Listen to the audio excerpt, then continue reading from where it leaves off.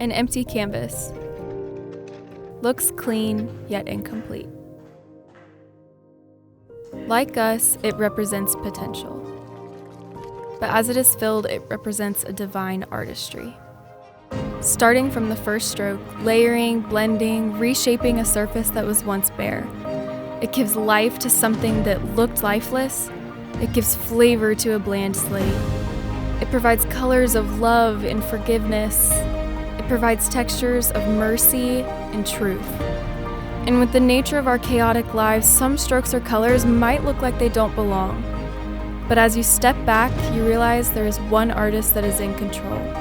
An artist that paints to flip the culture into something unexpected. A kingdom culture.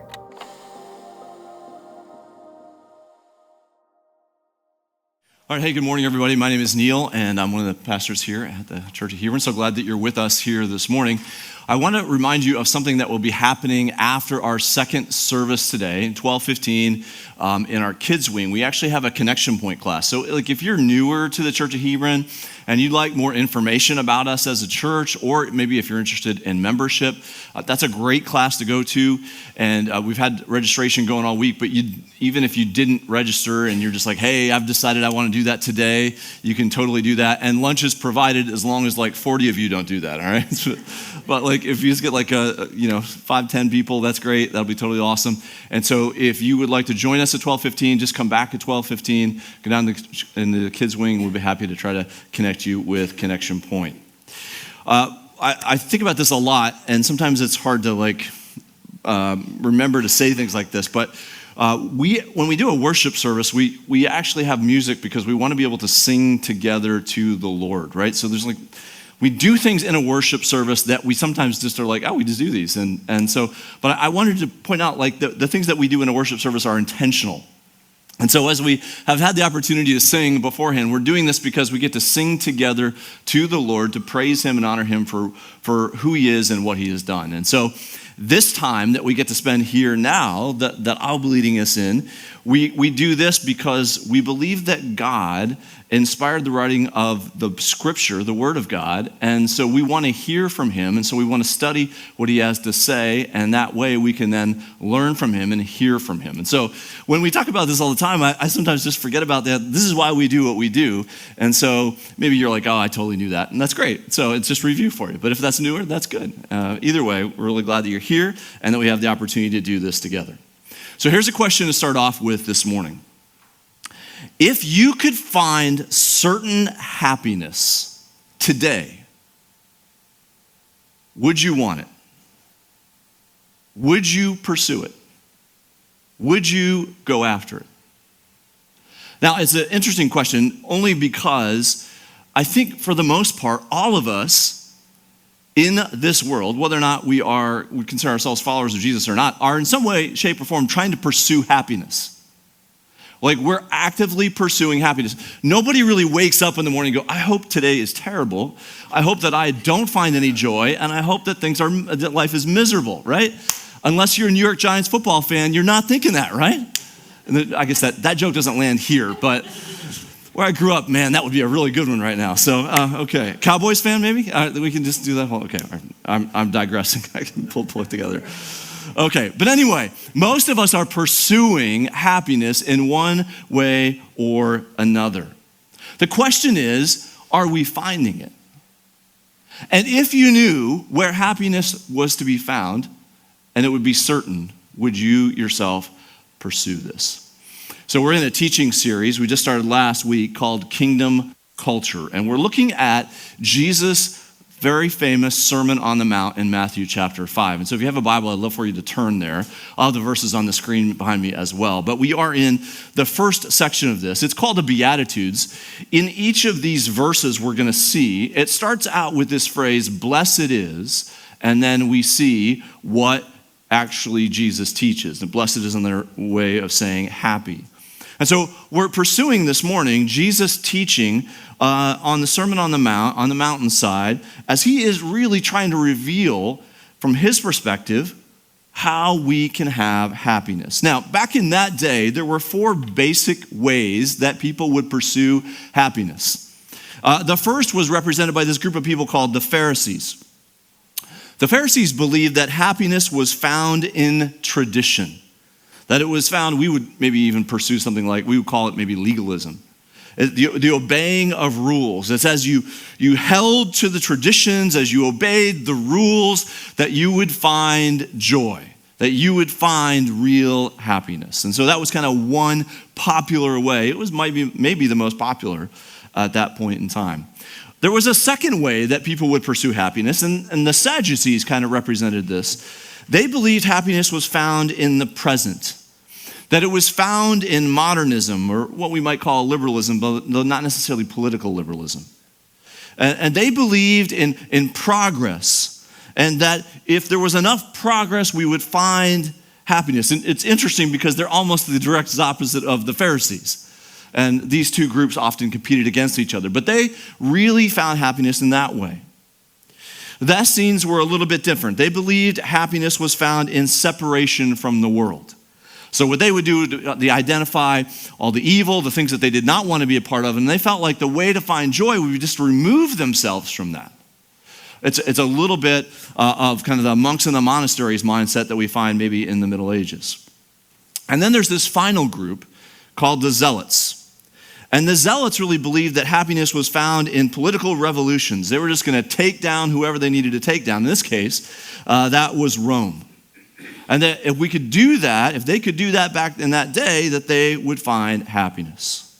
And so there are a lot of different ways for people back in Jesus' day to pursue happiness.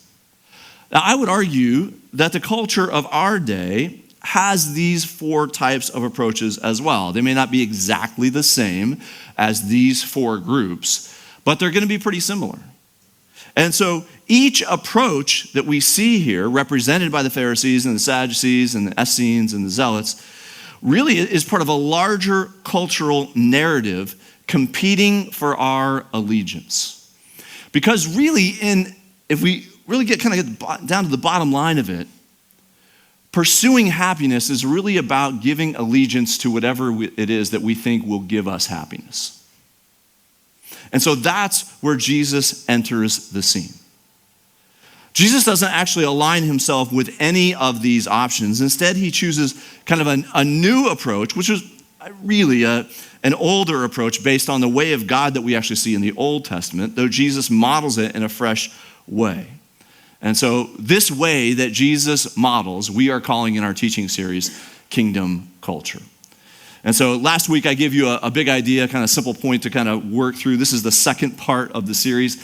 If you weren't able to be here last week, you could go to our YouTube channel and catch up by watching the first part of that. But here's the big idea that we're trying to drive home today. It's this: kingdom culture is radical living that follows King Jesus. Kingdom culture is radical living that follows King Jesus. It's as we pursue Jesus that we find happiness. Now, last week we looked at kind of three specific pieces to this approach, and we're going to finish up this morning by looking at 6 more.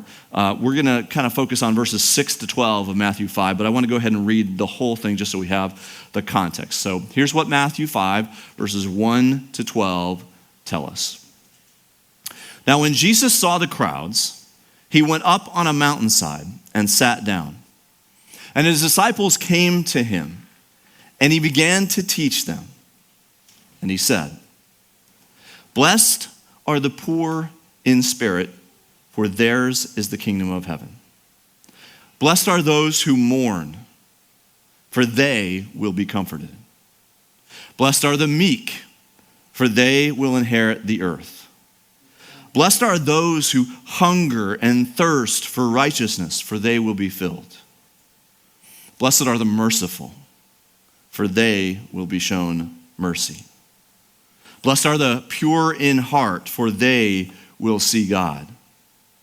Blessed are the peacemakers, for they will be called children of God.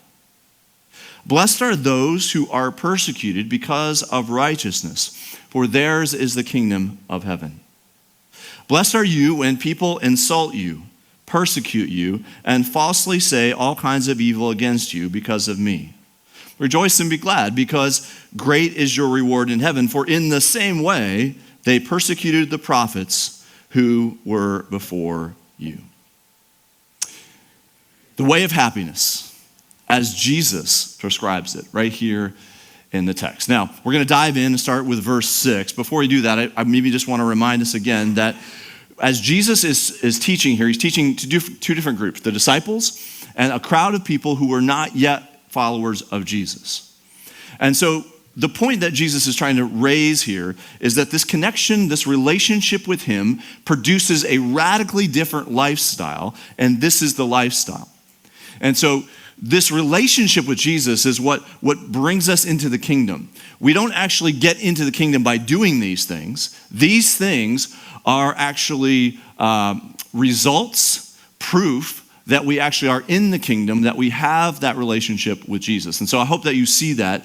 This isn't like a checklist for us, okay, I'm going to do all these things, and that means I'll be in the kingdom of heaven. That's not the way this works. We connect with Jesus. We have a relationship with Jesus. We're forgiven and right with God, and these things result. This is the fruit of that relationship. Okay, verse 6, here's what Jesus says.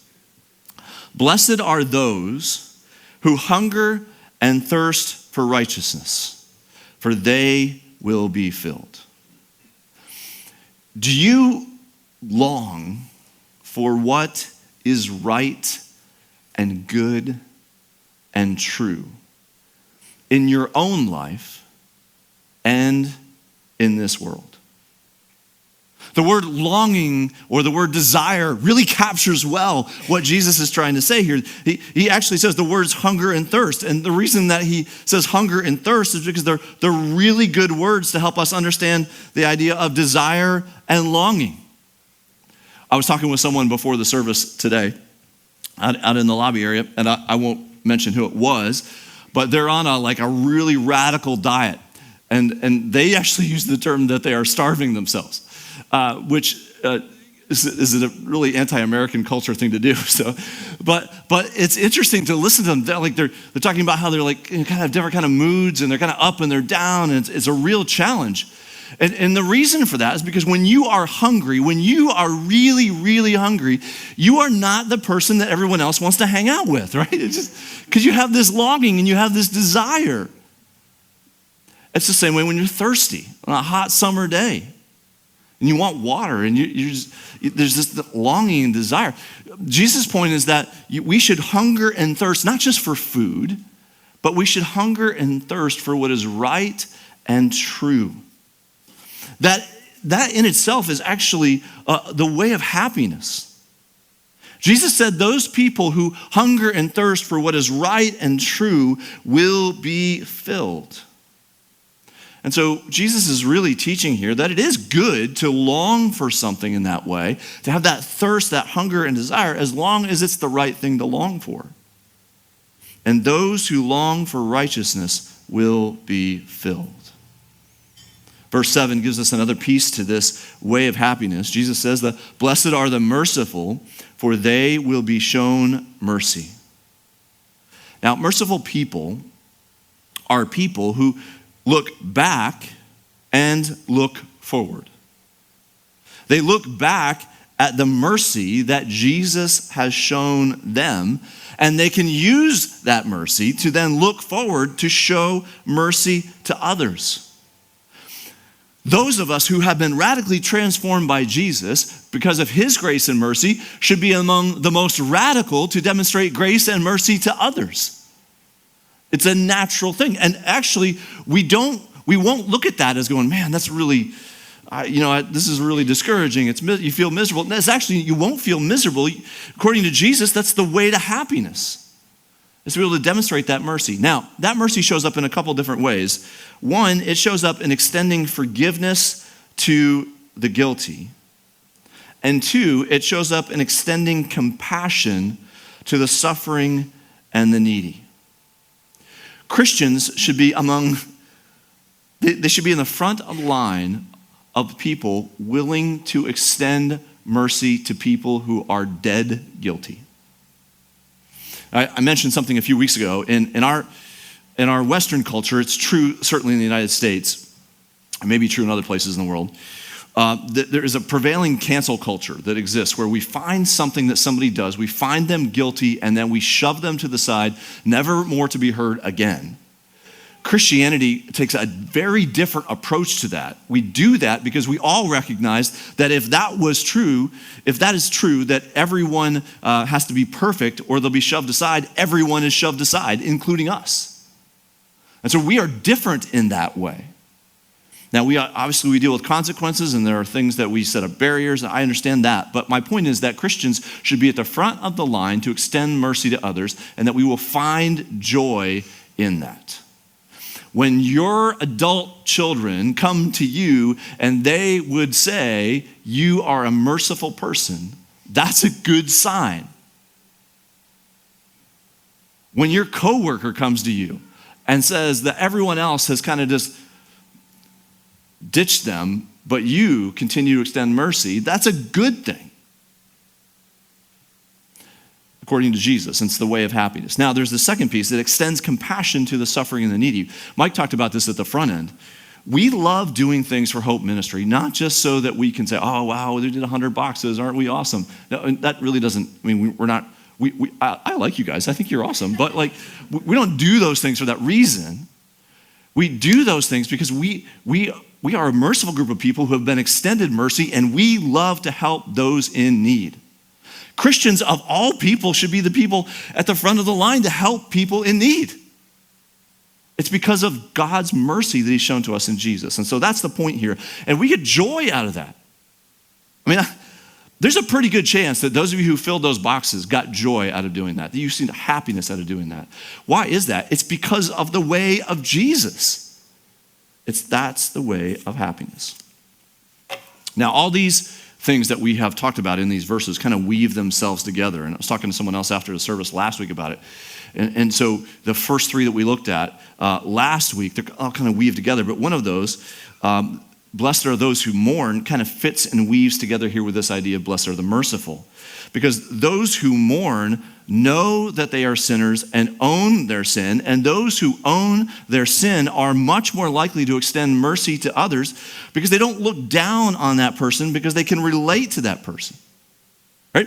Church should be the place where we come and invite people and put our arm around people and say, I can totally relate to you, and I want to help you find that new way. We are not looking down at people. We are trying to come alongside people and help people as they pursue Jesus. We want them to experience that happiness that we experience as well. Okay, on to verse 8. We're going to see another one here. Blessed are the pure in heart, for they will see God.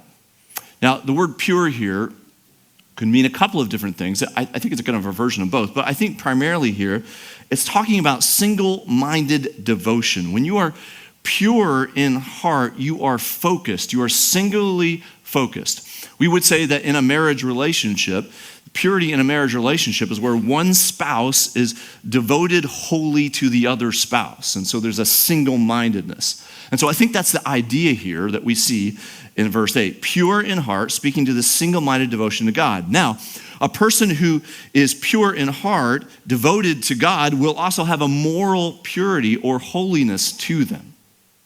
Because if you're fully devoted to the Lord, you're going to then have that inward purity and holiness. And that is part of the joy and happiness that Jesus says we can have because of our relationship with him.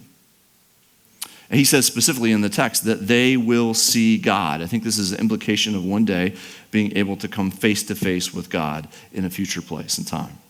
Now, verse 9, blessed are the peacemakers, for they will be called children of God.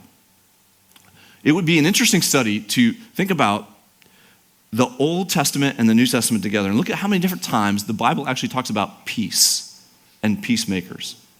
The Bible really does emphasize peace. And I know that if you're newer to church, you're newer to the scriptures, you're exploring who Jesus is, and you go to the Old Testament, you see a lot of battles, a lot of wars and stuff like that. But yet, and through all that, you see a lot of talk about peace. Our culture in our day actually really does value peace. And so it's an interesting connection between that and what Jesus says. But Jesus talks a lot about peace, and the Old Testament talks a lot about peace. In Isaiah 52, it talks about the gospel, which is really the good news about Jesus, the good news of the coming Messiah.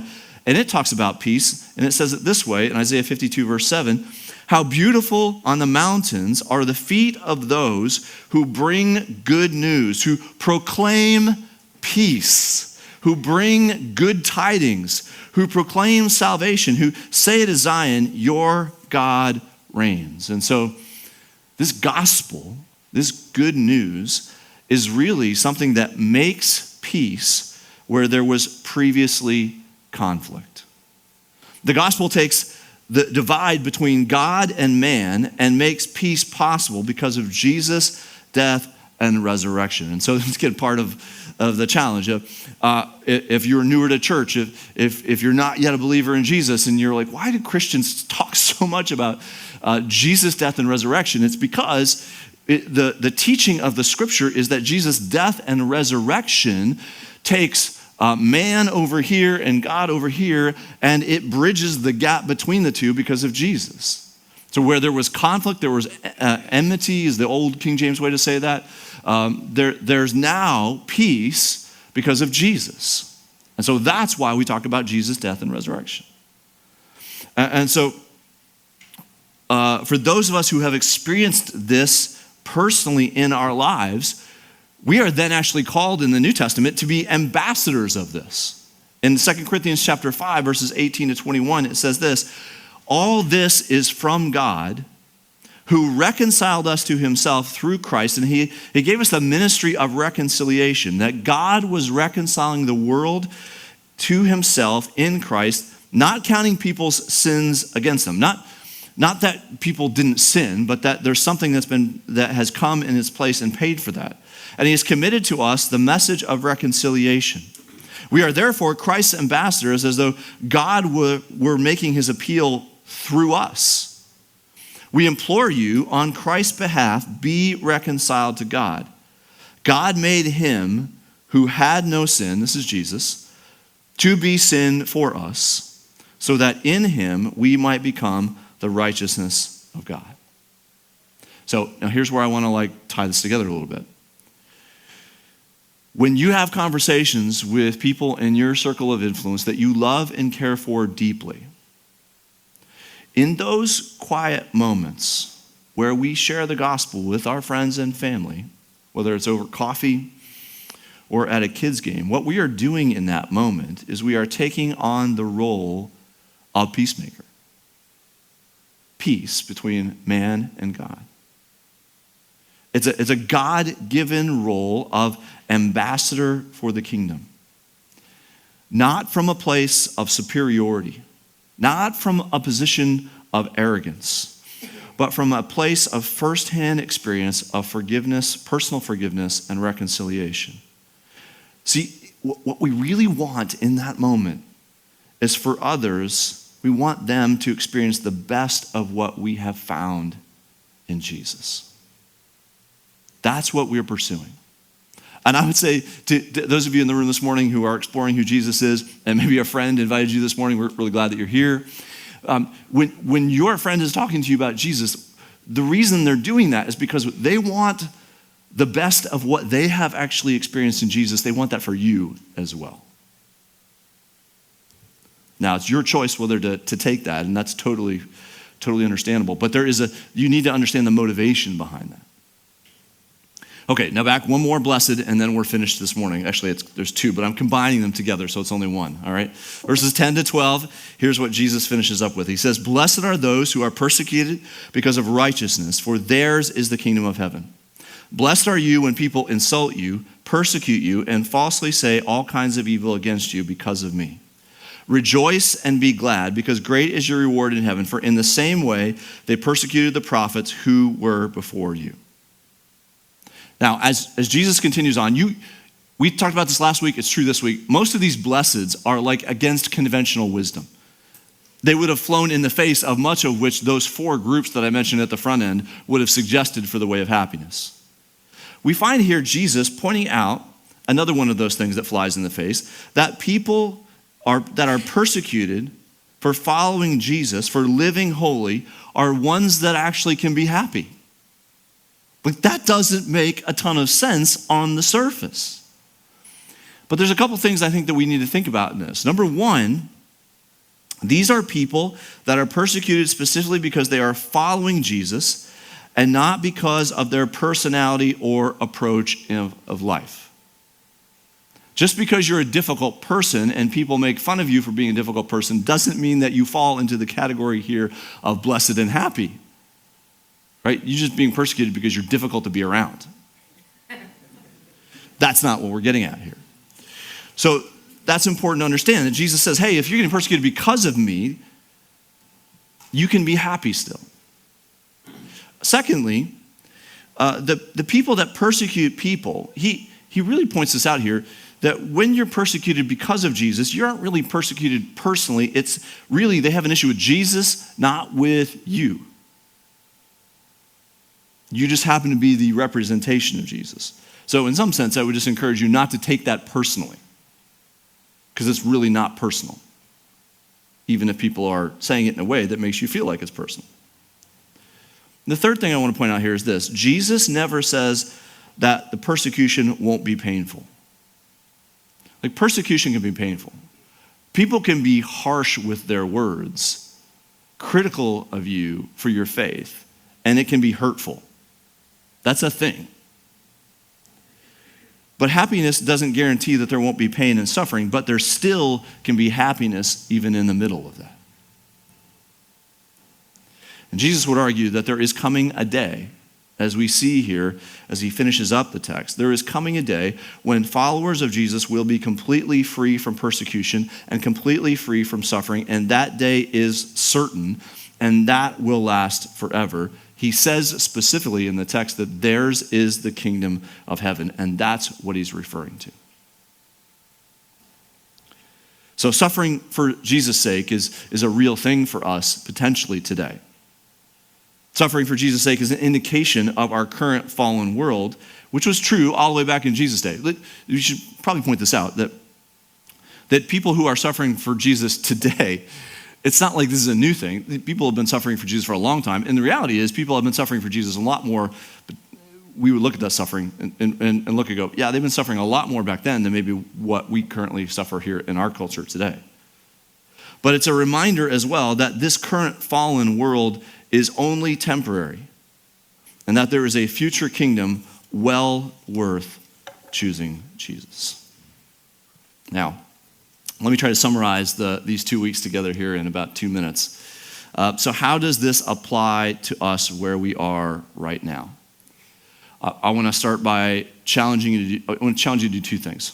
Number one, evaluate your happiness this morning.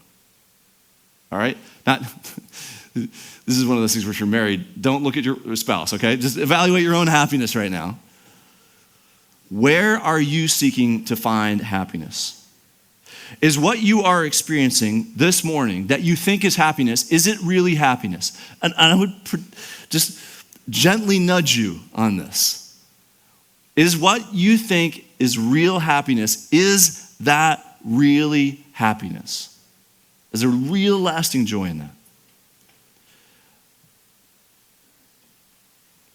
I'm not talking about occasional fleeting moments of excitement or fun or those types of things, but real lasting joy. Is that really lasting joy? So I encourage you to evaluate that. Be brutally honest with yourself. Number two, pursue happiness in Jesus. You have one life to live. You got one chance at this. And I know that as you listen to this, your natural response may be, I know this way of Jesus doesn't appear to be the obvious way, but the scriptures actually clearly teach that. Now you can say, well, I don't know if I really believe the scriptures are true. Okay, that's a separate discussion. But if the scriptures are true and they teach that, you have the weight of what the scriptures have teaching in terms of happiness.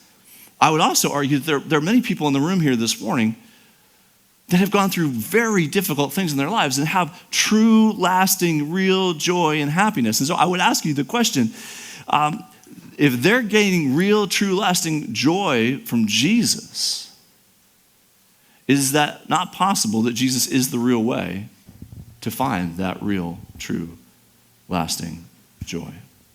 And so I encourage you, if you're not yet a follower of Jesus, or you've kind of been going to church all your life, but you haven't really committed to putting your faith and trust in Jesus, I encourage you to really pursue that today. I encourage you to read the Gospels, Matthew, Mark, Luke, and John. Read them on your own terms when you have your own time.